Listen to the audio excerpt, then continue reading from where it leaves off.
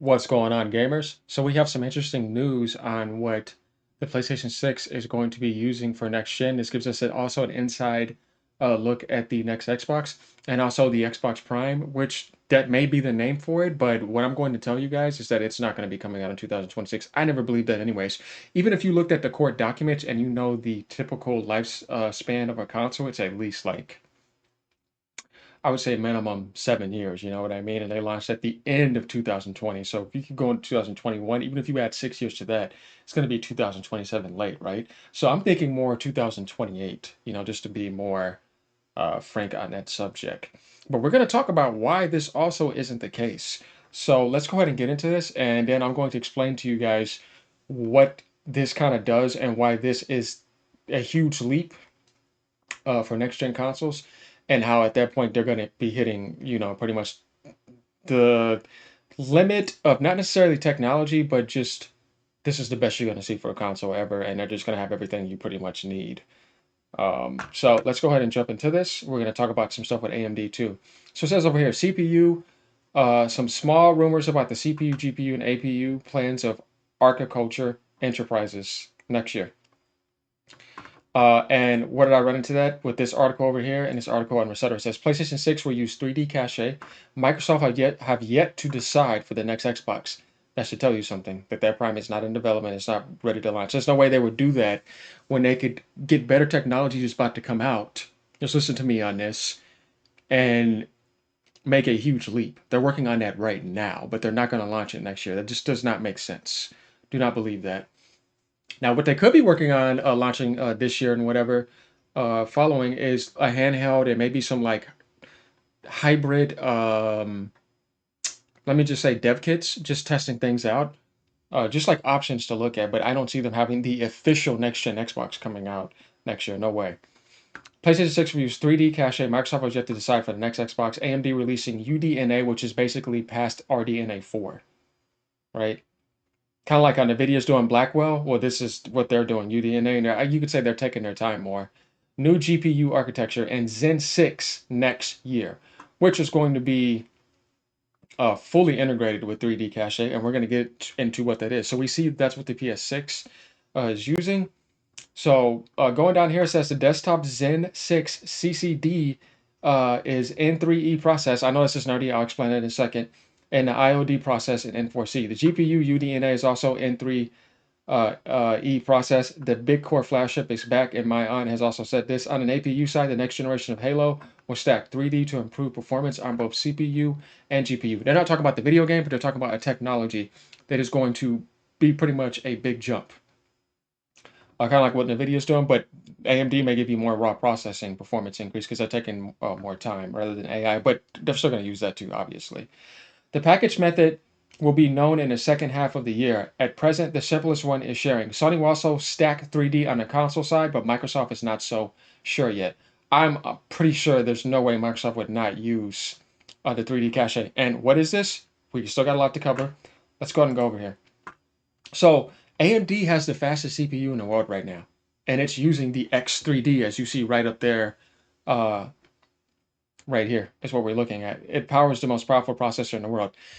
The thing with the X3D and what they're talking about, what Sony's going to be using, is that it gives you a huge leap in L3 cache. What does that mean? Well, the L caches are the memory processes that the CPUs can handle. So that means boosting the memory speeds of every CPU core to be able to handle tasks like lightning fast, bullets, physics, moving anything that is involved with moving frames. There's not going to be any more CPU limits with that type of stuff, even if you do a mid-gen upgrade.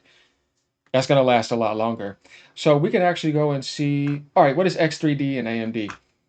AMD's X3 processor uses a technology called 3D V cache, which we know memory cache, you see what I mean, to shove more L3 cache into the processors, meaning more memory power, speed, all of that.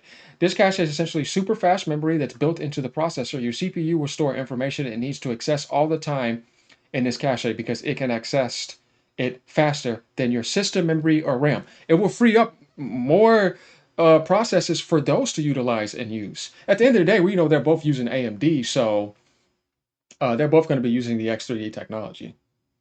And I think with Microsoft not being sure to decide, think about this, they're going to see what Sony wants to do and they're going to try to probably improve upon that. and get something a little bit more expensive and better because they have the money to do it. So there's no way they would just blow off their load. Don't take this the wrong way, guys, but you get what I mean. And dump their console in 2026 and then just kill off the rest of the series consoles. No, you got to finish that strong. And then Sony comes in with something more powerful because they waited on the technology. Like, you know what I mean? That just doesn't make sense to me. I never believed that, but could it be called Xbox Prime? That's a possibility. So, um, we see right here, if you only game, get the X3D chips if you want the most FPS. That's what I'm saying. You're going to get the highest core count, the highest balance. It's going to take stress off of everything else. I mean, it's what you want for CPUs. And we know, you know how we were talking about the PS5 Pro with CPU, or PlayStation 5 is CPU limited, and the PS5 Pro is CPU limited because it's trying to use the same CPU. Next gen, that's not going to be a problem.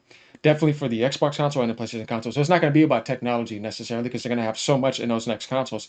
It's going to be about everything else, which is the most important thing in gaming.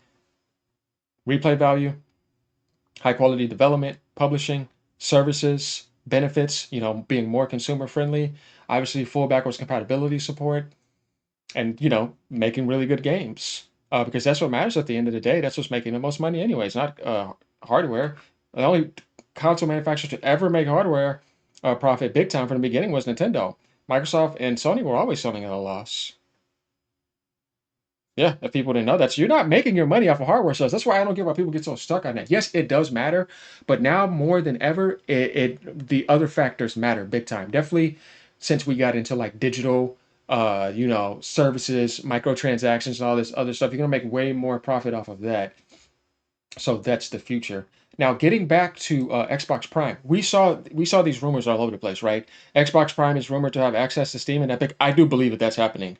That's something I'm not denying, and I think that's the best thing they can do. A hybrid OEM model where they could have like probably just the Xbox, and then they'll have like some hybrid aspects too. I think there's going to be some options right at the start, and then should Xbox owners be worried about Xbox Prime? No, because it's not coming out next year. Xbox Prime revealed next gen consoles. You see, these articles were popping up, and a lot of people were wondering what is Xbox Prime. Well, I have to tell you that they make it quite clear right here, even on this thread, but Microsoft is not sure yet. Right over here. Microsoft has yet to decide for the next Xbox. So how can they have that ready for next year if they haven't even decided what they want to do yet? You know what I mean? Let's just, let's use our minds here. There's no way they're going to fire off and get ahead that quick like that and just dump off the rest of the series. So they're not going to do that. No, they're going to do some price drops, finish it out strong, and continue doing what they're doing now. I'm not going to do that quick. So we got that out the way. The handheld will launch before the next gen Xbox. Now, going down here, we see, like this guy says, how will Xbox launch a new generation in 2026 if they haven't even decided on architectural things? You know what I mean? It's like, yeah, come on. But there's some people that, sometimes want to get some hype on the feed and get things going. I mean, you can live in that world if you want. Just remember to take that type of stuff with a grain of salt, because if we really use our intelligence here and think about it and then have these sources right here, we can get the idea that that's not happening. It's going to at least be till 2027 minimum. Minimum, guys. I'm thinking 2028 for both. So, remember I said that. Going 3D cache is the correct way to go for the future of consoles, especially if you stay with AMD. Also, I really truly hope that whatever Sony is doing to help AMD, that it actually helps to be properly competitive again in the PC gaming space. Sony may be that secret sauce AMD was looking for. Yeah, you're just being a fanboy. I'm here for the PS6 rumors. It's crazy that PlayStation 5 was released in 2020, but I guess PlayStation 6 is due out in 2028 or 29. Yeah, that's what I'm saying. It's 2028 for sure. Nice. It's going to use a variation of the 9800X 3D, and everybody knows how good that processor is. So we can expect, let me just say, what's going to be the hugest thing for next gen is going to be the processor leap compared to the GPU leap. Things already look good, you know what I mean? It's more about, man, can I run them at 60 frames? You know what I mean? Can I run it at 120 and do all this and that? Well, yeah, you need a processor and that extra memory. So this time, too, I think they're going to make the jump at least 32 gigabytes of memory. And will we get GDDR6 around that time? We'll see, right? We haven't heard anything about that. The Xbox is meant to be coming out in 2026, but they haven't decided yet. Either the leaker isn't reliable or Xbox isn't coming out in 2026. Yeah, it's both. So, yeah, there we have it. That's pretty much what that is. And you see people saying positive things about it. I found that X 3D is a good thing. I showed you guys what it is so we can understand, so you're not just hearing nerd language.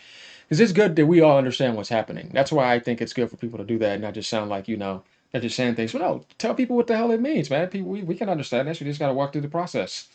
Zen 6 or AM5 upgraded. Um, IOD has been upgraded. Such a big upgrade has to be supported. Yeah, I mean, if you're going from Zen 2, guys, think about this. PS4, Xbox One went from Zen 1 to Zen 2. With that technology, you can be going from Zen 2 all the way to Zen 5. You're jumping 3 generations ahead instead of 1 generation ahead this time. That's why I said that's going to be the hugest CPU leap ever. Like, if we're going to be doing some stuff like that. So that's something to be excited about because then you always have the speed and then you have the memory freeing up and everything you need to add more power if you want. Then that mid-gen will even be more of a noticeable upgrade to an extent because graphics are getting so good. It's going to be like all this other stuff like super path, ray tracer, all that type of stuff. It's going to be adding in more stuff to make it more demanding. That's just how technology is. But yeah, we get that aspect. And remember, when it comes to UDNA, that's going to be after RDNA 4. So that's where things are going to really start to get competitive and about, I'd say, in the area of, oh no, it's not about technology differences anymore because it's so good now. It's going to be about everything else. And when Nintendo gets there too, and when the cloud services be able to play everything like that too, because you see what Nvidia is doing, what's going to be the most important, guys? First party software development services, being gamer friendly, consumer friendly to your base. There we have it. Like, comment, subscribe. Let me know what y'all think.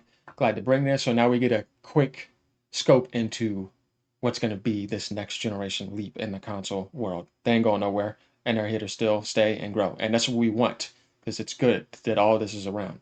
All right, y'all. Peace out.